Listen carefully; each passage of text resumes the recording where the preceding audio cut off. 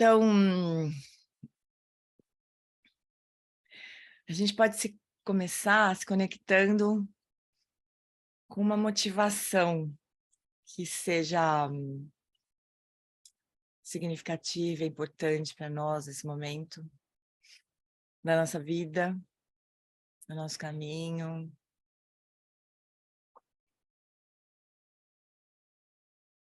Mas seja qual for a motivação que seja mais relevante para a gente agora, pensa que sempre cultivar uma presença aberta e amorosa sempre vai ser uma boa base para o que quer que a gente queira cultivar. Então, traz a consciência para o corpo. Tenzin Wangyal diz que quando a gente traz a consciência para o corpo, as células do nosso corpo são como crianças quando a mãe chega em casa. Elas ficam super felizes. Então, sente as células do seu corpo felizes, porque você está dando atenção para elas, finalmente.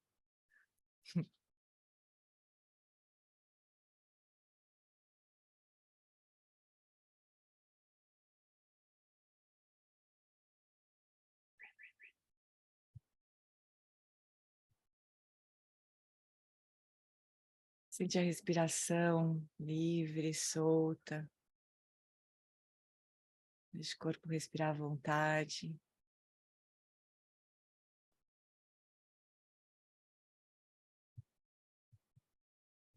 E, por fim, procura perceber o espaço da sua consciência. Se você quiser, abre os olhos e deixa todos os sentidos abertos. Percebe o espaço da mente. Percebe todo o seu universo, qual você tem consciência e no qual você está no centro.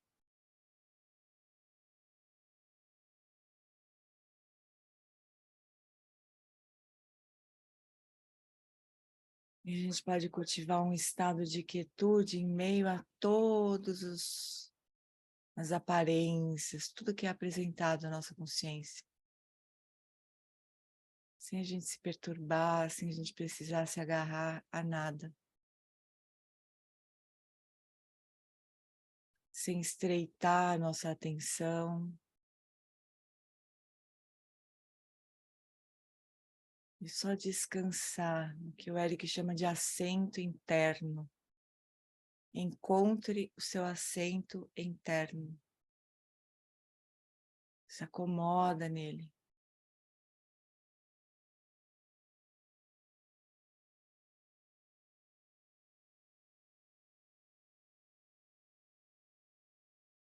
E faz isso com o calor da sua presença também. Não como uma prática fria.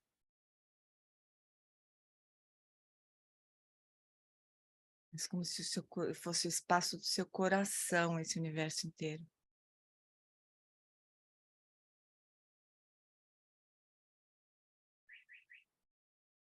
E só descansa uns instantes.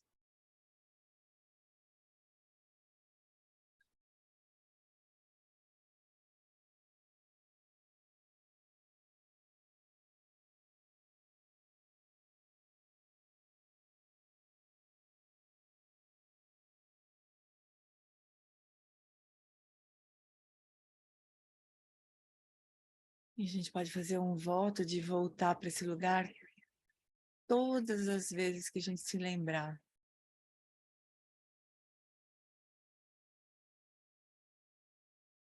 Se acostuma mais e mais com esse lugar aberto, livre, amoroso.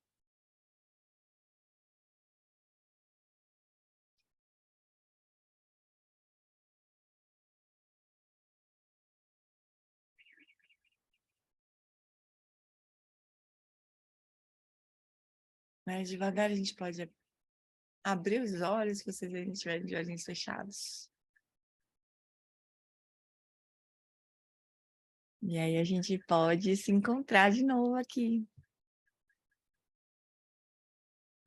Desculpa ter guiado tão formalmente, assim, essa prática, mas é que eu tô tão encantada com essas instruções do Eric que eu tô querendo compartilhar, como diriam nossos irmãos, compartilhar. Nossos irmãos campeões do mundo. Ha!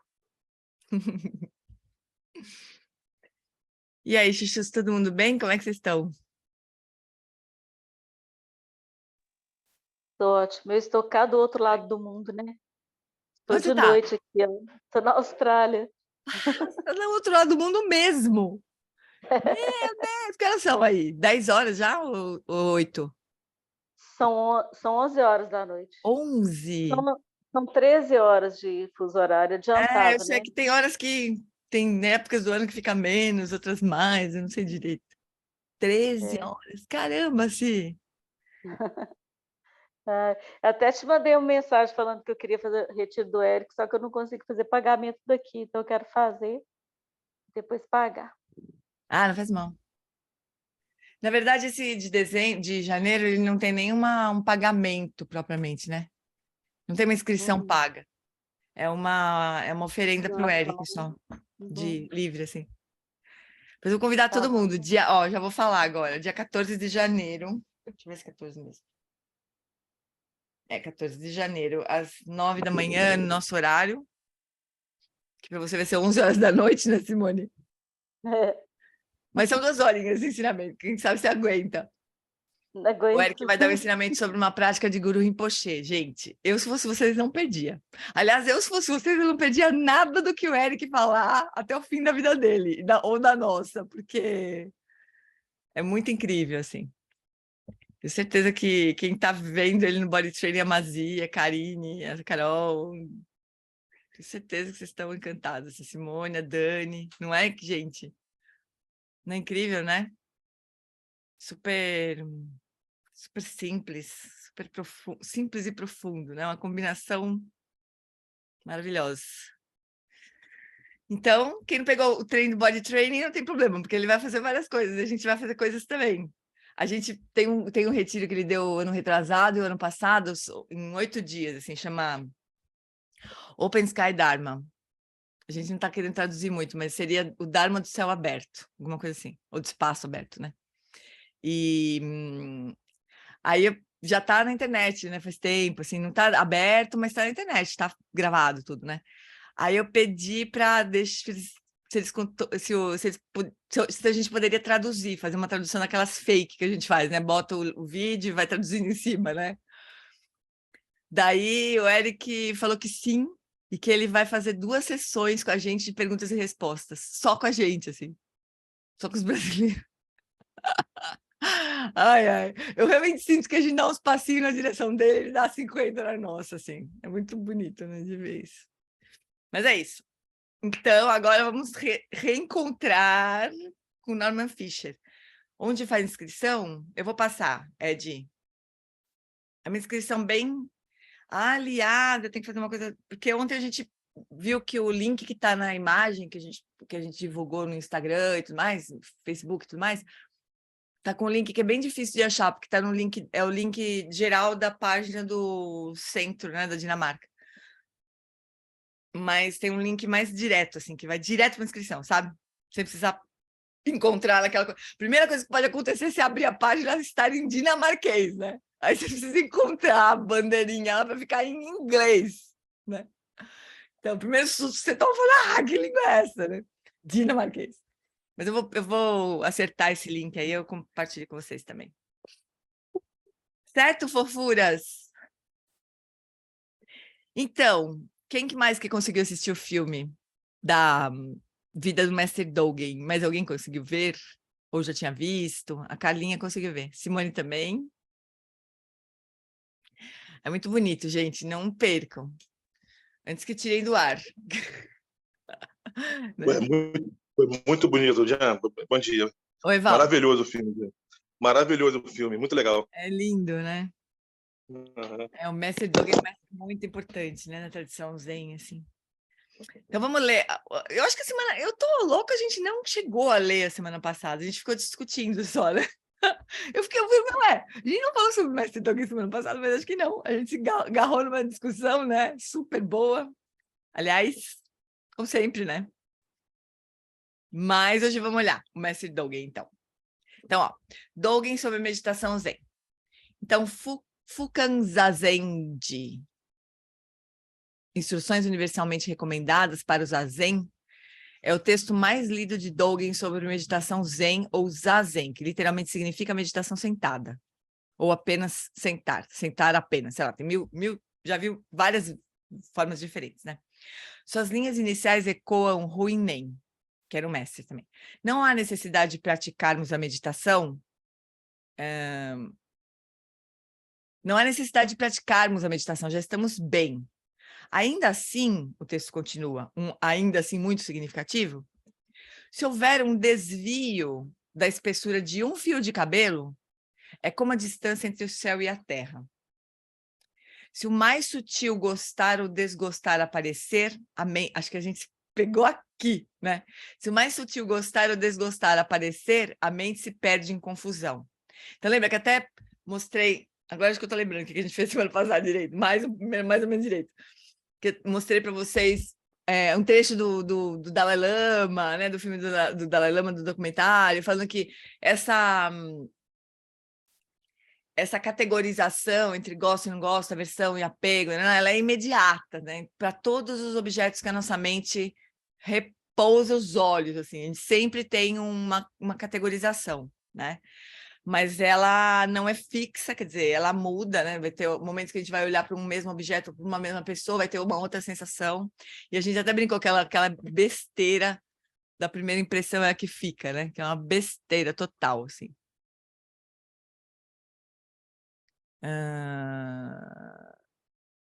Que bom, Angela. Que bom, querida. Que bom. A Angela vai poder participar ao vivo agora.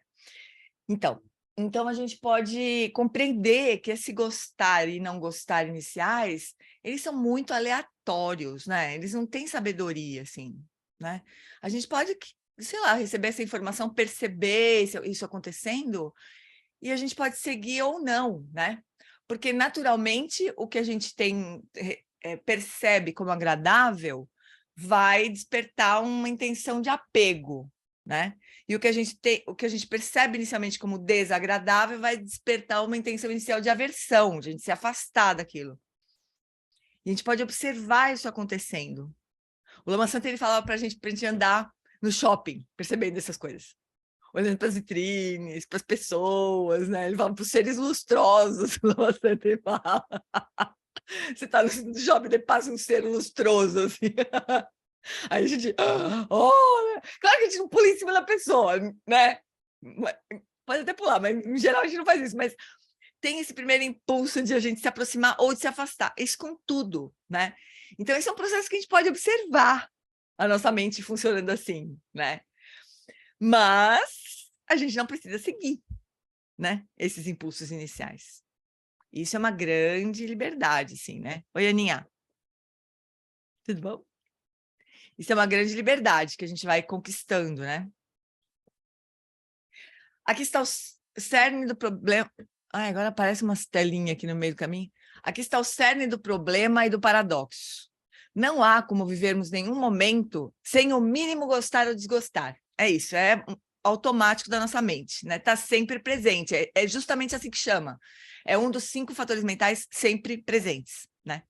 Então, sempre haverá um desvio da espessura de um fio de cabelo.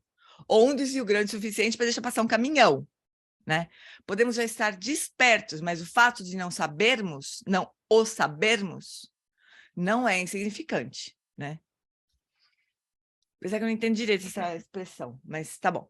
De estar desperto, sei lá, é que a gente tem, eu vou falar por mim, né? Eu tenho a impressão que quando se fala que é um ser desperto, né? Eu tenho a impressão que é um tudo ou nada, né? Ou você está desperto e tem realização, ou você não tem, mas não é assim, né? Ao longo do caminho. Claro que tem um momento que sim, né? O Buda, tanto que tem um termo engraçado que é assim, iluminação completa de um Buda. Peraí, mas iluminação completa não é meio pleonasmo, né? Mas eu entendi que não é bem um pleonasmo, sabe? É que realmente, ao longo do caminho até atingir a iluminação completa de um Buda, né? Existem graus de realização. Então, a gente vai tendo sacadas, né, que vêm e vão. Aí, ao longo do tempo, a gente vai estabilizando a visão clara, desperta, né? Mas não é um tudo ou nada, né? Então, talvez seja isso que ele está se referindo aqui. Se a gente não tiver completamente desperto, despertar de um Buda, uma iluminação perfeita de um Buda, isso sempre vai acontecer, né? No próximo parágrafo do texto, Dogen explica por que meditar vale a pena, embora realmente não precisemos. Isso é um paradoxo, né? Vale a pena, mas a gente não precisa. Considere o Buda. Embora ele fosse sábio no nascimento, os traços ou as marcas kármicas, talvez, dos 6 anos sentado na postura ereta, ainda podem ser vistos. Não é marcas kármicas, os traços mesmo, as marcas, né? Dos 6 anos que ele passou sentado na postura ereta, ainda podem ser vistos. Quanto a Bodhidharma, embora tenha recebido o selo da mente, era um praticante também, seus 9 anos virados para a parede ainda são celebrados. Se até mesmo os antigos sábios eram assim, como que podemos hoje dispensar a prática inteiramente? Quer dizer, se o Buda teve que passar, o Buda que já não era qualquer coisa, né, antes de se iluminar, né? Já tinha uma gigantesca sabedoria, porque lembra que antes de ele se sentar para meditar por 6 anos, ele recebeu todo tipo de ensinamento dos yogis que existiam na Índia naquela época, né? Então a gente pode imaginar que, ele já, né? Ele talvez não precisasse meditar, mas ainda assim ele passou 6 anos meditando, né? Bodhidharma passou 9. A Jetsuma passou 12 anos numa caverna meditando. Então assim, né? Alguma coisa ele tem. Como é que a gente pode achar que não? Tudo bem, para esses seres sim, mas eu não, né? Algo importante nessa passagem, que não é óbvio, é o segredo da abordagem de Dogen sobre meditação. Ele está dizendo, ao contrário do que pensamos, ou do que o budismo parece dizer, que o Buda não meditou para se tornar iluminado, tem essas duas visões, e acabar com seu sofrimento. Ele meditou porque já era iluminado. De forma semelhante, Bodhidharma, o monge da Ásia Central, lendário fundador do Zen na China, meditou de frente para a parede por 9 anos, não para despertar, mas porque já estava desperto. Então tem essas visões, né? Que esses seres todos, eles na verdade, eles não trilharam o caminho, né? Eles só apontaram o caminho para a gente, mas eles já estavam lá, né? Tem essa visão também. Talvez possamos compreender a posição de Dogen dessa maneira. O corpo já está desperto, o corpo sabe precisamente como viver a verdade da impermanência/permanência. Ele sabe como mudar momento a momento, compreende perfeitamente como as coisas surgem e desaparecem simultaneamente, e é plenamente capaz de morrer e de se misturar com os outros elementos para continuar eternamente sua jornada cósmica, o corpo, né? Da mesma forma que o Buda e Bodhidharma estavam despertos antes de praticarem, os nossos corpos já estão despertos, mesmo que nossas mentes e corações não. Nosso corpo funciona de acordo com as marcas da existência, né? Da impermanência e tudo mais. Nossos corpos já estão despertos. E eles já despertos nos conduzem à almofada de meditação e nos guiam através da suave passagem para a paz. Para Dogen, Buda e Bodhidharma eram figuras devocionais inspiradoras nas quais ele depositava uma fé calorosa, visto que eles praticavam a meditação sentada porque já estavam despertos. Nós também devemos praticá-la porque também já estamos despertos. Nós deveríamos praticar com eles, por eles e por todos os sagrados seres vivos que compartilham a mesma natureza de Budas já despertos. Para Dogen, a meditação formal não é um esforço instrumental. Instrumental é uma tradução errada, assim, não é um esforço indispensável, assim, mas é uma prática devocional. O Lama Santen diz que no Zen, o Lama Santen tem uma origem, assim, no Zen, né? E ele trazia muito essa visão do Zen, que é um pouco parecida com o Dzogchen, sabe? Para quem recebe os ensinamentos do Lama Wallace, né? O Zen também não é um caminho gradual, assim, que a gente vai seguir e vai adquirir coisas, né? Ou vai conquistar coisas. A gente, ao longo do caminho, a gente só vai se livrando daquilo que nos atrapalha de perceber a mente desperta, que nós já temos. A mente que nós já temos, a natureza búdica que nós já temos, né? Então, eu gosto dessa abordagem também, sabe? Porque me dá uma aflição, assim, pensar que eu tenho que conseguir uma coisa que eu não tenho, né? Ao longo do caminho. Sei lá se eu vou achar, se eu não vou achar. Mas tanto o Zen quanto o Dzogchen dizem assim, ó, para de se atrapalhar, é só esse trabalho, né? Para de se atrapalhar, para de se agarrar às coisas, né? Deixa o corpo parar, a fala parar, a mente parar de se voltar para o que está fora, né? E aí tudo vai se revelar para a gente, né? Então, nesse sentido, o Lama falava assim, que a meditação zazen é praticar a iluminação de um Buda. Porque isso é como se a gente já tivesse a mente do Buda. E a gente, quando a gente senta para fazer prática, às vezes achar que a gente está fazendo alguma coisa, né? A gente só está deixando de fazer. Coisas que nos impedem de reconhecer. Não é bonito isso? A gente olha e fala assim, eu não tenho essa mente do Buda. Desculpa aí, mas talvez você tenha, mas eu não tenho, né?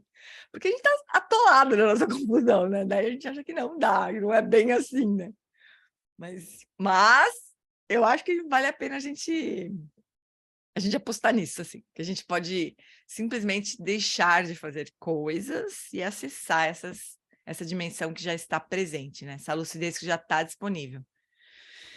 Isso é muito... acho muito bom isso aí, muito libertador. Existe algo ainda mais escondido nessa passagem, um ensinamento profundo sobre o tempo. Pense nisso, a ideia de que Buda, ou eu e você, não é desperto, mais tarde irá despertar, implica numa visão específica do tempo, né? O tempo é linear, o tempo vai para frente só, né? O tempo não vai e volta nem para, né? O tempo é uma estrada sobre a qual andamos. O passado está atrás de nós e damos passos aqui no presente em direção ao futuro que está adiante.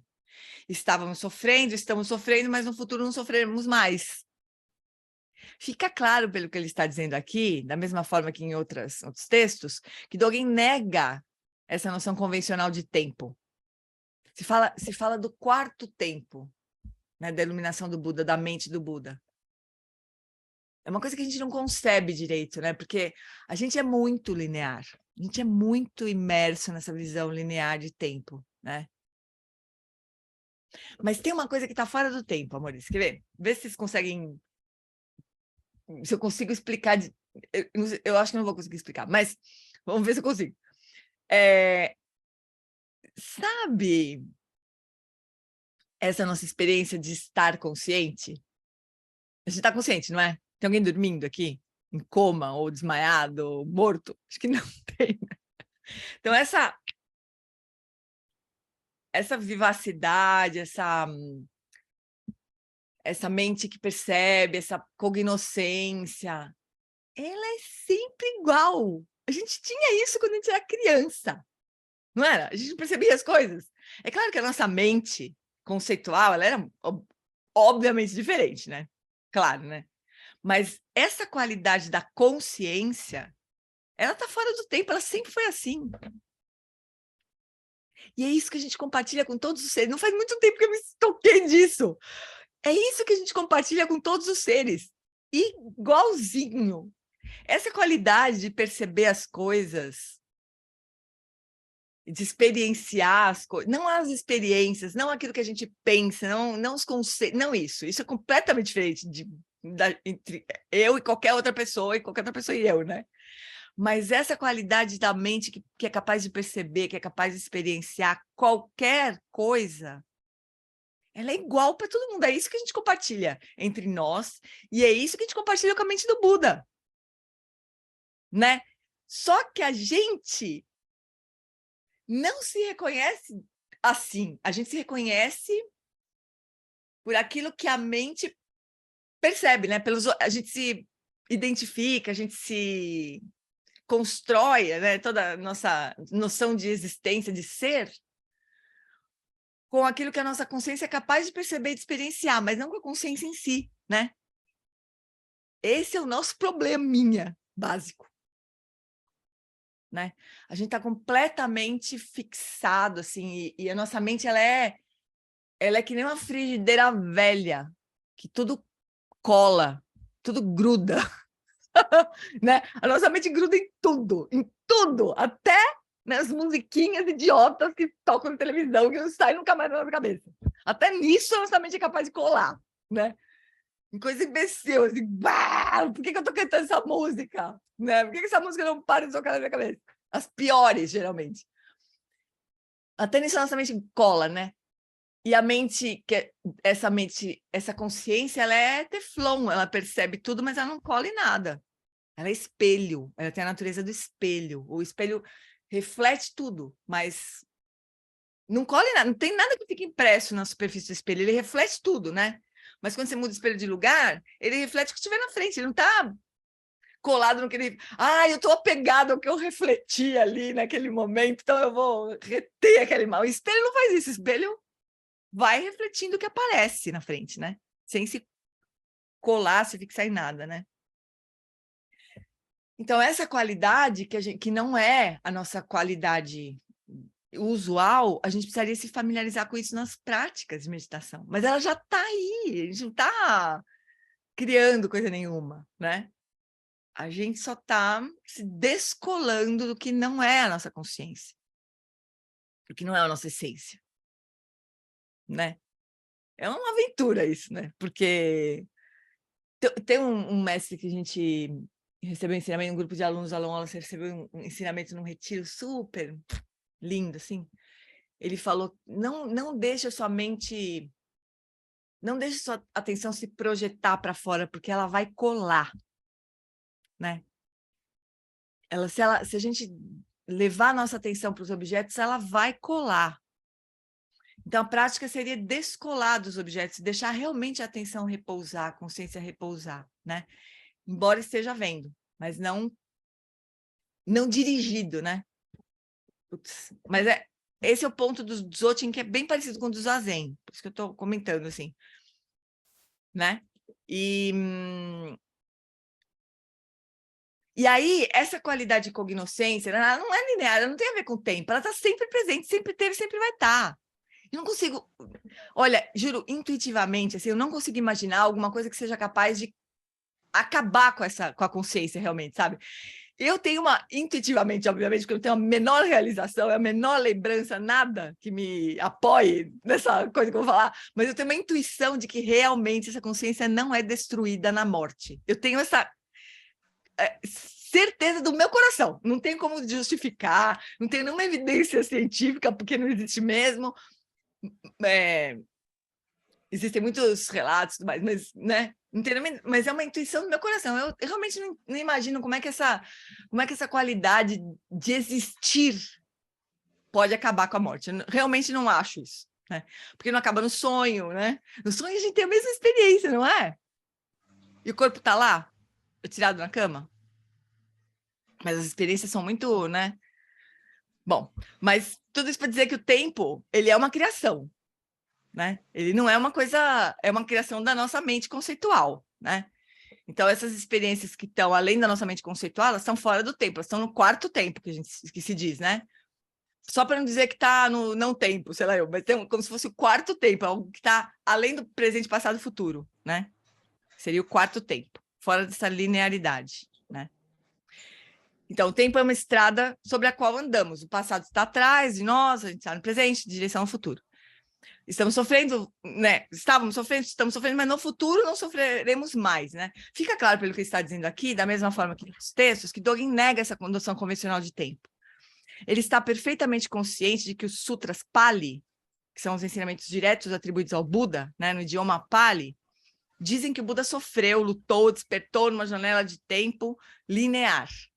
Ao dizer que o Buda estava desperto desde o nascimento, antes de ter praticado de qualquer forma, Dogen não busca contradizer as escrituras, mas antes revelar seu verdadeiro significado.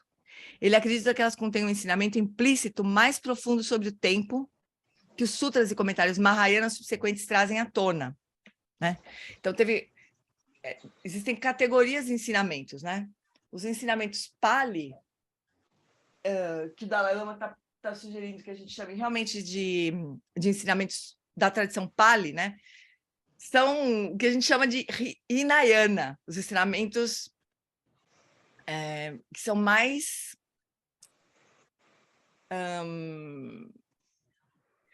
fundamentais, assim, um caminho gradual, né? Essa história de tempo, quarto tempo, não existe nos ensinamentos Hinayana, né? O Buda nasceu, ralou e se iluminou. Esses são os ensinamentos do primeiro giro da roda do Dharma, foram os ensinamentos que estavam mais... que era mais simples para as pessoas, para as mentes dessa época de assimilarem, praticarem. Mais para frente foi surgindo essas ideias de que o Buda não, o Buda quando ele nasceu ele já era o Buda. Ele só nasceu num corpo humano, teve uma vida humana, morreu, né, para nos ensinar o Dharma de uma forma que para nós, né, porque se aparecesse, sei lá, se o Buda aparecesse, sei lá de que maneira, assim, e que a gente pudesse ver, mas fosse muito diferente de nós, muito assim, né? Sei lá, uma criatura que voa, ou que... Isso, meu, eu não vou conseguir voar, só se pular na janela, né? Mas vai ser curta, meu voo vai ser curto, né? E não vai terminar bem, né? Mas o Buda não, ele nasceu, viveu, morreu, né? Teve perrengues, assim, durante a vida, né? Parecido com a gente, assim, né? Então tem essa visão do Mahayana, de alguns sutras Pali mais à frente, assim, que falam que tem essa visão, né? O momento no qual... deixa eu ver. O momento do sofrimento e o momento do despertar não se vinculam de modo linear.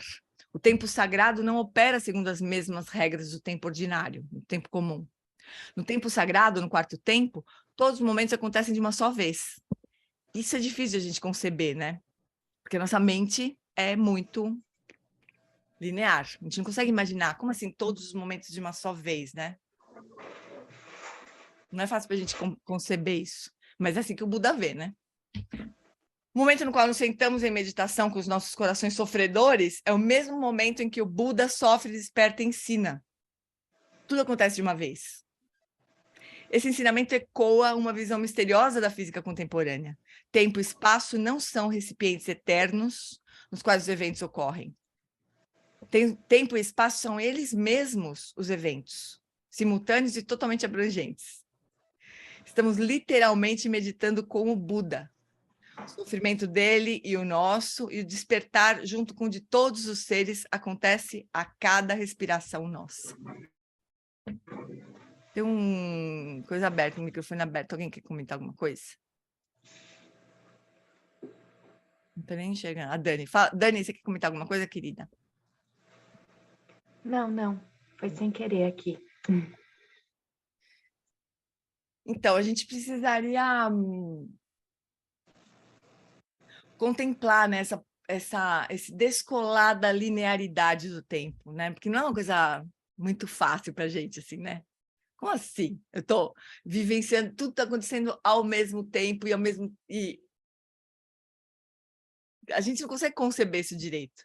Mas é interessante pensar isso, assim, que a linearidade é uma construção, né? Se a gente se afasta das construções, o que a gente acessa nesse momento, né? A gente pode ir experimentando isso na nossa prática e se descolando das construções, né? E é um campo seguro esse, amores, de imaginar que o tempo e o espaço são também construções, porque até os físicos estão falando isso, né? O Alan Wallace sempre traz umas referências de grandes físicos de ponta, falando, olha, eu não sei nem...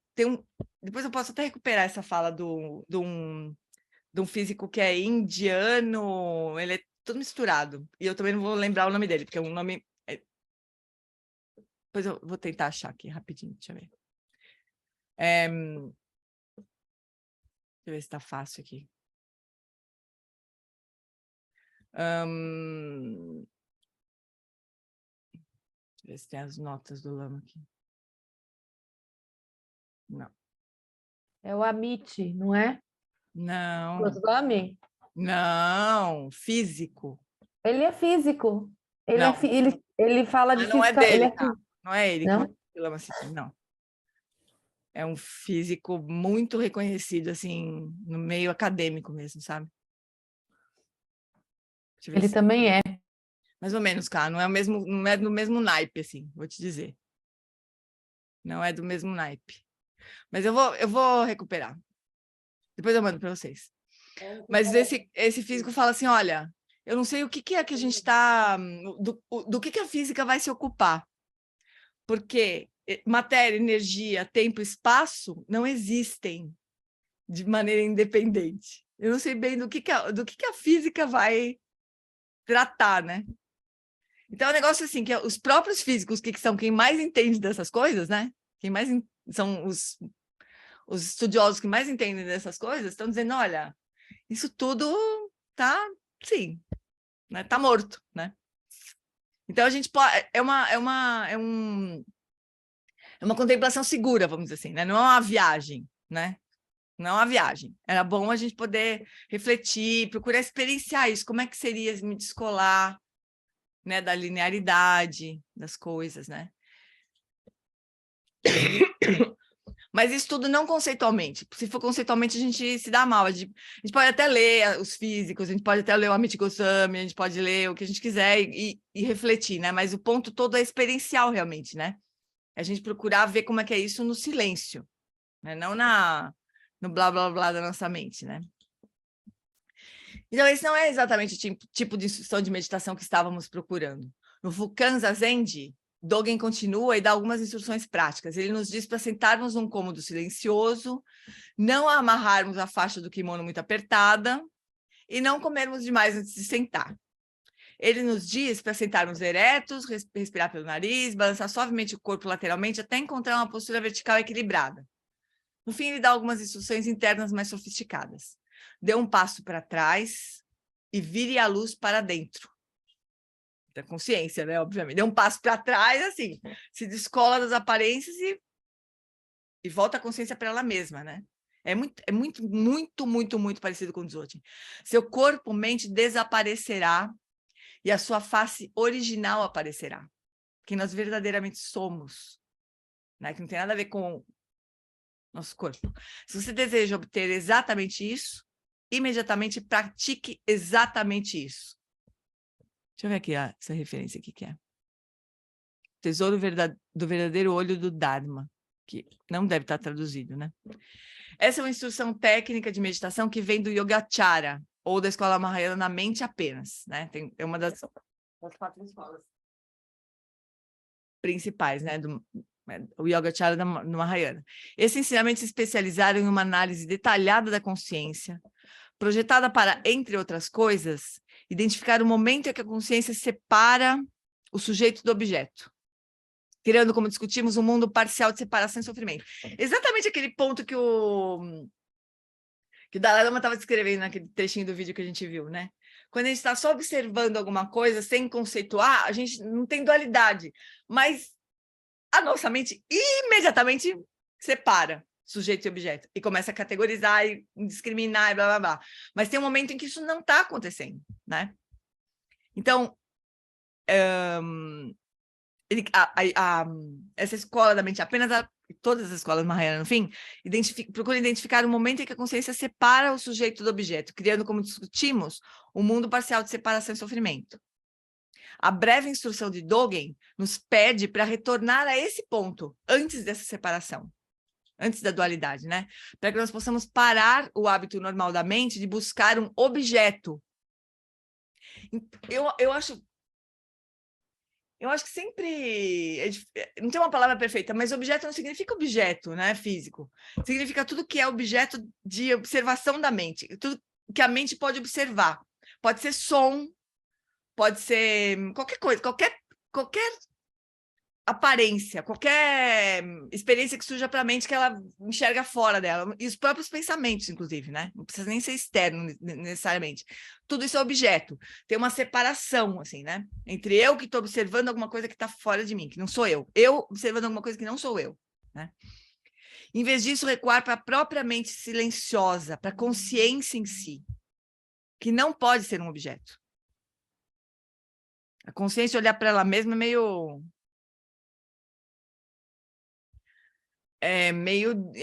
tecnicamente tecnicamente não é possível. Tecnicamente, essa é uma meditação não dual, né? Quando a consciência descansa nela mesma, não tem dualidade, né? Mas a gente consegue fazer isso eu consigo fazer isso por breves momentos. E imediatamente surge algum objeto, a consciência cola. Não é nem distração ainda, mas é só uma percepção, já é o suficiente para a gente criar essa dualidade, né? Então, apenas presença, apenas isso. E só pode ser feita imediatamente, em tempo nenhum, no tempo eterno. Porque, né? Se não tem dualidade, não tem algo que está acontecendo gradualmente, algo que está no tempo. É a própria consciência, atemporal, além do tempo. Por definição, essa prática é impossível, não há literalmente nada nela. No entanto, podemos fazê-la. Ou melhor, ela pode ocorrer de alguma forma, embora não possamos fazê-la. Porque quando a gente fala eu posso fazer, tem um eu que está fazendo alguma coisa, né? Já não é a prática. Porque a prática é a consciência repousar nela mesma, assim, não é alguma coisa que é feita, não tem ninguém fazendo nada. Não tem ninguém fazendo meditação. Mas a meditação acontece, né? Ela pode ocorrer de alguma forma, embora não possamos fazê-la. Como é que tá, pessoal? Tá muito louco demais, assim, essa conversa? Alguns assim, outros... É porque é muito... A gente precisa experimentar, né? Muitas vezes, assim. Mas olha, vamos experimentar um método que o Eric ensina pra gente. Vocês topam fazer isso? É muito simples. É tão simples que a gente nem bota fé. Mas olha só. Eu vou só explicar uma coisa que ele fala, mas não completamente, assim, porque aí precisaria...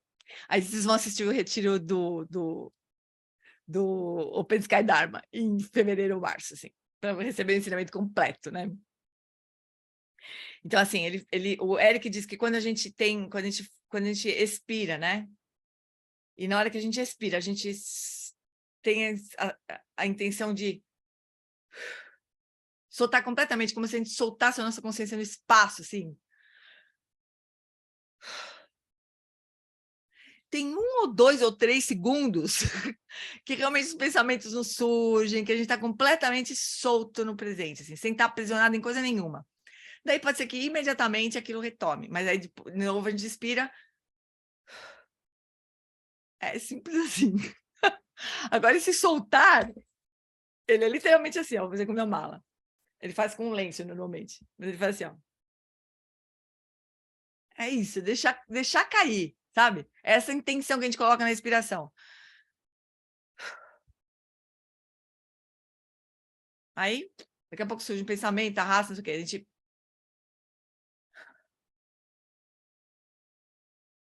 Esses instantes, logo em seguida que a gente solta tudo, que a gente se desprende de tudo, solta o ar, solta o que está na nossa mente, solta tudo, esses instantezinhos, assim, são bem próximos do que o Norman Fischer está explicando aqui como prática não dual, né? Mas é muito rápido. Mas o ponto é que a gente precisa acumular esses momentos, assim. Até que a gente se familiariza com essa mente solta que não se prende com nada. Mas é uma acumulação mesmo, assim, sabe? O Eric disse que é como quando a gente quer coletar água de chuva, né? A gente põe sei lá, uma bacia, alguma coisa, como é que fala isso? Uma latona, um latão, sei lá, como fala? Perto da calha, vamos supor, né? Aquilo, quando tá chovendo pouco, aquilo vai ser gota por gota, assim, né? Tum. Mas tá lá, acumulando, né? É a mesma coisa essa prática com a gente. E a gente deveria fazer a cada respiração, se for necessário. Às vezes a gente vai sentir que não, a gente inspira e expira, normal, né?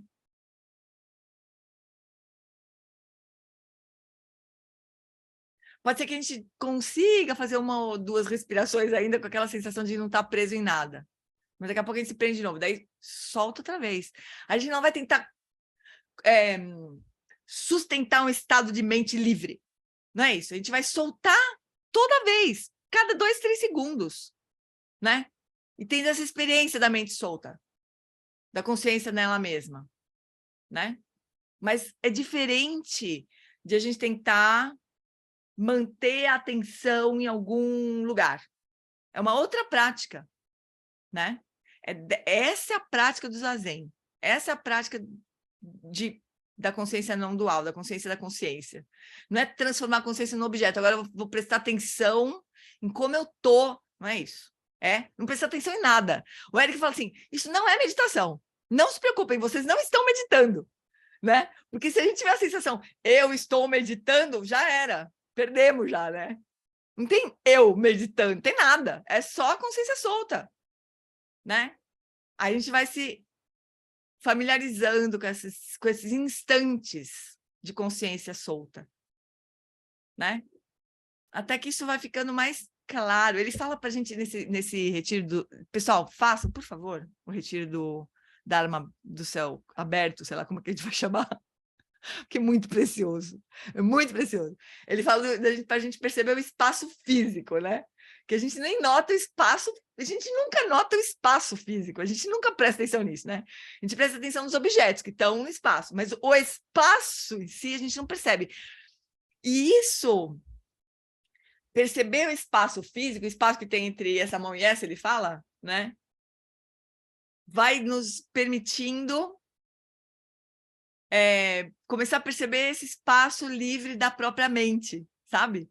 Depois esses espaços se fundem. É a coisa mais bonita do mundo. Ah, tchau, Cá. Já foi. Então é isso, é uma acumulação desses instantes, né? Não é alguma coisa que a gente vai tentar sustentar. Experimentem fazer isso, assim, fazer, sei lá, 2 minutos de meditação, assim. E não chama de meditação. Só senta, só solta toda a inspiração, solta. E vai vendo como é que é essa experiência. Gê, tem um TED daquele monge, eu não sei o nome dele, é Min Yong, como é? Eu não sei falar o nome dele.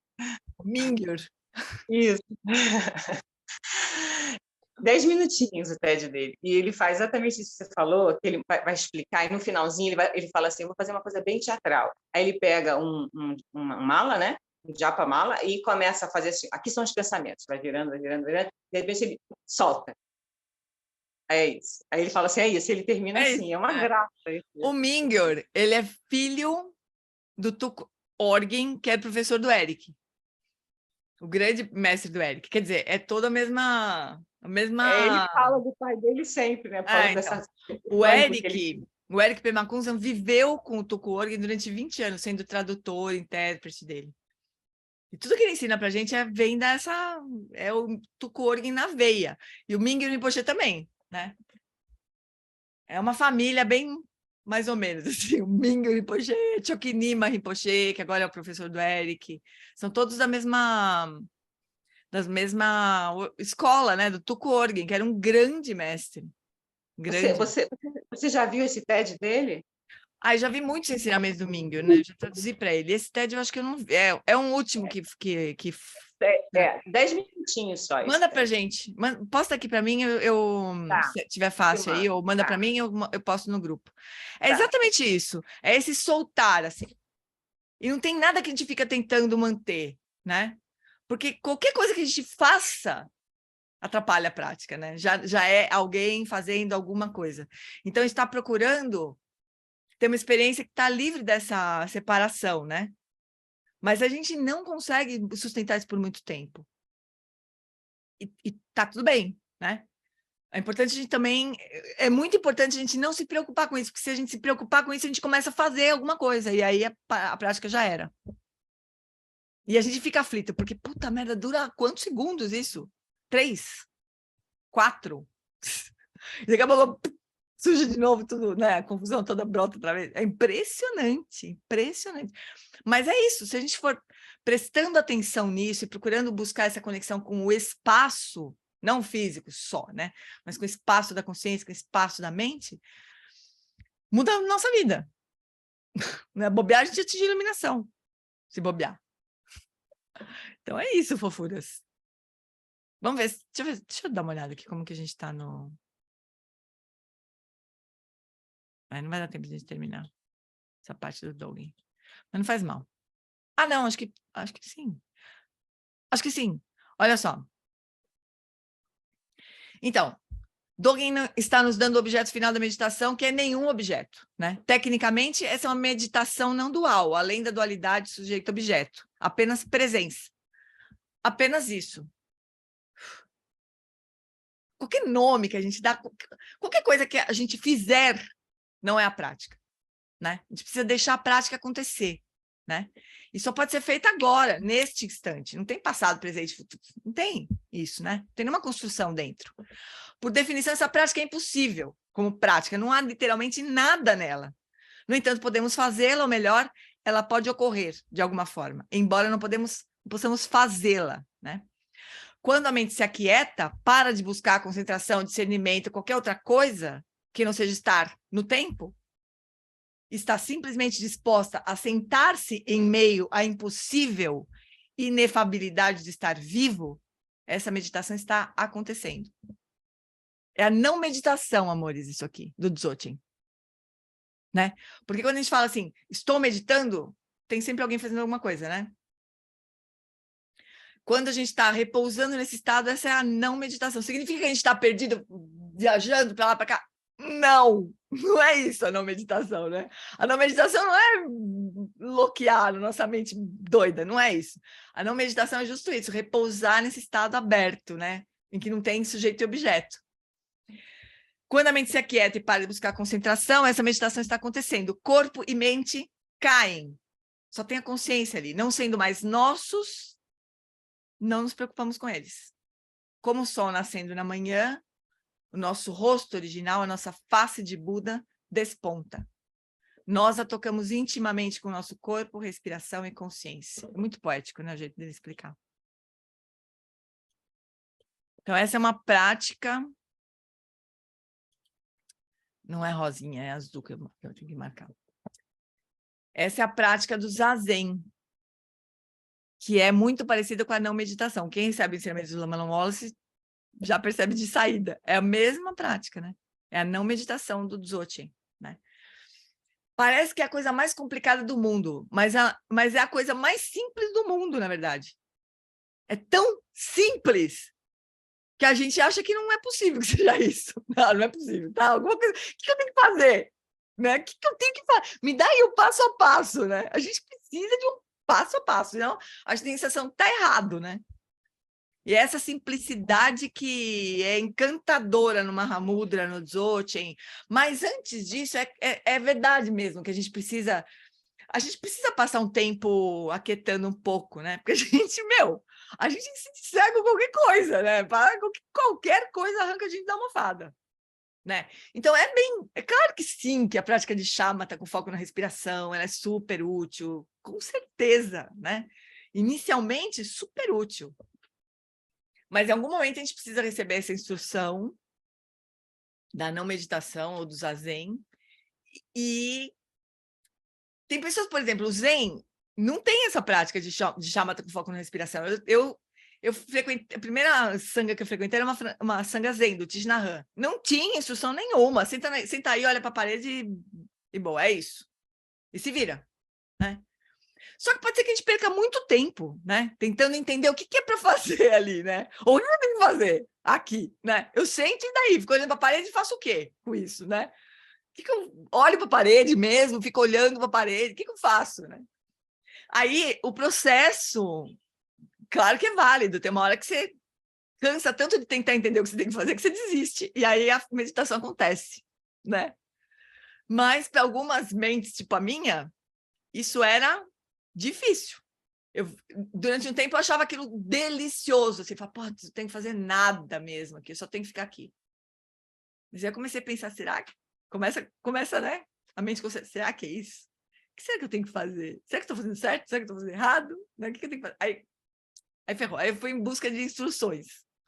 E aí tem uma hora que você já cansa das instruções. Agora eu já entendi. As instruções agora eu não quero fazer nada de novo. Agora eu já entendi o que é não fazer nada. Agora eu quero treinar, não fazer nada. É isso que eu quero treinar. Porque tudo que a mente conceitual faz, a gente vai ter que abandonar uma hora. Né? A mente conceitual não vai se iluminar, pessoal. A mente conceitual vai ter que ser abandonada para a iluminação acontecer. Dureza, né? Mas ela vai levar a gente até esse ponto aí. De ela poder ser abandonada, né? Mas ela vai resistir, ela vai espernear, ela vai gritar muito, né? Antes de ser abandonada. Não, não abandone! Mas ela vai ser abandonada, tadinha. E aí, amores, muito doido isso tudo que a gente conversou. Muito doido, né? Mas vale a pena a gente investigar, viu? Experiencialmente, assim mesmo. Então, não percam os ensinamentos do Eric. Quem está fazendo body training já entrou, já pegou o trem, já está indo. Agora esses ensinamentos do Open Sky Dharma, ele vai falar muito do que ele ensina no body training. Então, quem não pegou o bonde do body training vai... Não está ainda. Quem é o usuário do Zoom mesmo? O usuário do Zoom. Quem que é? Esqueci. Pior que a pessoa não se... Ah, Ludmilla. Certo, Ludmilla. Ludmilla... Toda vez que entra esse Zoom, esse negócio sai. Eu não sei como fixar o nome lá. Você Desculpa. tem que entrar... não tem problema. Você tem que entrar na configuração do Zoom mesmo, não dentro das reuniões, sabe? Mas no Zoom mesmo. Para mudar. Chama uma criança de 10 anos que ela vai te ensinar, Ludmilla, como é que faz. Então, querida, ainda não está disponível, mas estará. A gente está achando que vai rolar em fevereiro e março, ou talvez março, abril, por aí. Porque a gente precisa fazer as traduções todas, disponibilizar os vídeos para poder marcar os dias com o Eric, né, de perguntas e respostas. Que delícia. Mas eu quero que tenha muita gente, né, para a gente não desperdiçar o tempo dele, né? Quanto mais gente puder participar, melhor, né? Mas é isso, fofuras. Por enquanto, faz isso, sim. Senta e solta. E vê quanto tempo dura se soltar, assim. Não vê quanto tempo dura. Ai, meu Deus, durou 1, 2, 3, 5... Daí não durou nada, né? Mas solta. A hora que você achar que começou a zonear de novo, solta de novo e vai descansando nesse soltar, assim. Vamos ver como é que vai indo. Não, Carmen, no body training não dá mais. Já faz 1 ano quase que a gente está... É um programa de 3 anos, né? O body training. Mas ele vai possivelmente fazer outras edições, não sei quando, né? Depois que terminar essa, possivelmente. Mas aí tem esses retiros, esses ensinamentos dele que a gente vai traduzindo. Agora, tudo que ele fizer, a gente vai traduzir. E a gente vai reunir tudo que tem também já traduzido, em um lugar só para as pessoas poderem acessar. Vai ser maravilhoso. A gente precisa dessas instruções simples aí. Mas é o que a... Quem que falou mesmo do Minger? A Carla? Não, a Carla, né? A Carla acho que saiu. Que a Carla saiu, mas ela vai postar. Os ensinamentos do Mingyur Rinpoche também são muito parecidos. Quem ouviu o Mingyur Rinpoche vai estar ouvindo a mesma fonte, basicamente. Então tá, meus bens. Vamos dedicar, então, os nossos méritos?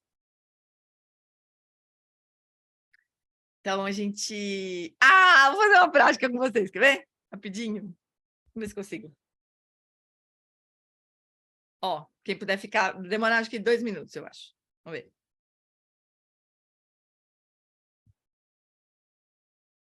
Quem já viu, vai ter muita graça. Mas quem não viu, vai ser bonito. Então, todo mundo vai ser bonito. Vamos ver. Então, encontre uma posição confortável. Sente-se... Vou ler aqui um texto, tá? Sente-se de forma relaxada, com a coluna ereta.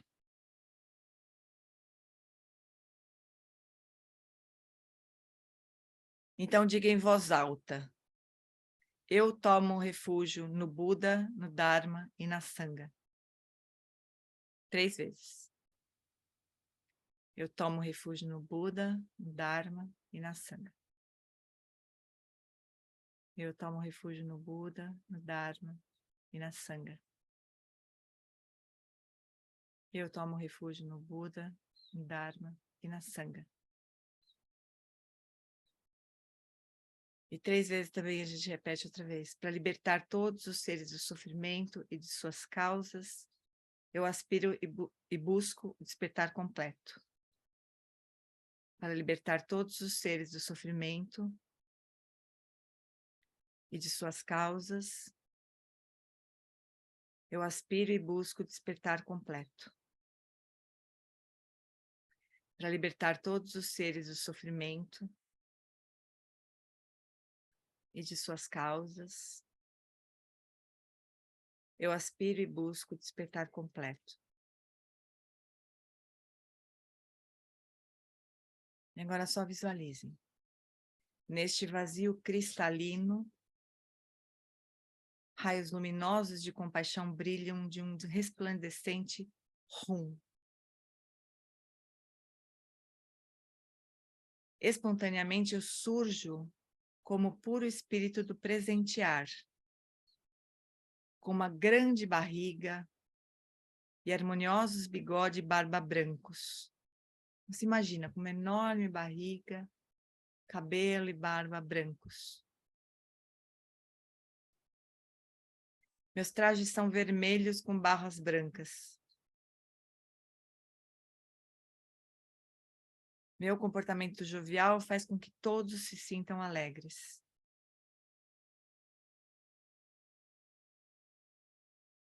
E à medida em que todos os seres de sonho adotam minha atitude de pura generosidade e partilha,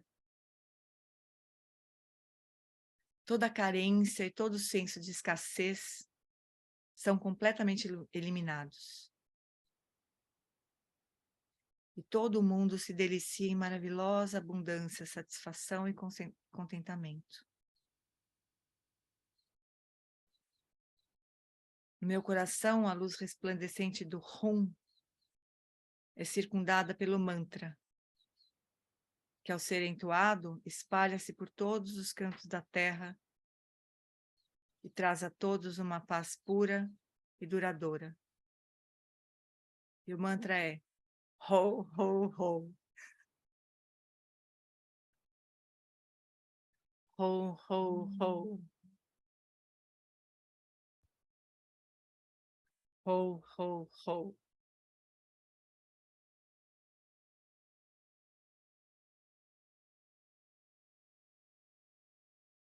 Dedico esse mérito ao contínuo bem-estar e liberação completa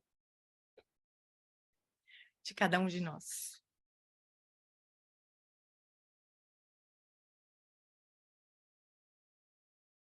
E agora o Papai Noel se dissolve.